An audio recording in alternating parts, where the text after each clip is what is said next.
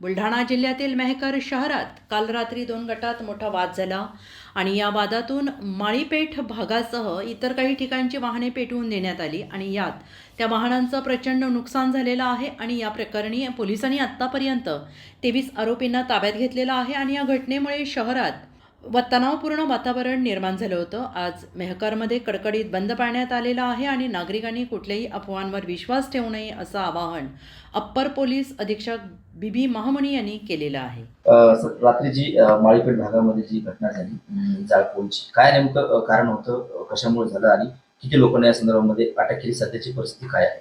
यामध्ये 2 व्यक्तींचा धाब्यावर एक वाद झाला। त्या किरकोळ वादातून ही घटना वाढली आणि त्यामुळे त्यामध्ये 2 गटांमध्ये यामध्ये मारामारी किंवा जो प्रकार घडला, याबाबत दोन्ही गटाकडून तक्रारी आलेल्या आहेत आणि परस्पर विरोधी गुन्हे दाखल केलेले आहेत। यापैकी 23 आरोपींना अटक केलेलं आहे। इतर काही आरोपी अद्याप शोध सुरू आहे, ते ताब्यात घेण्याचं काम सुरू आहे।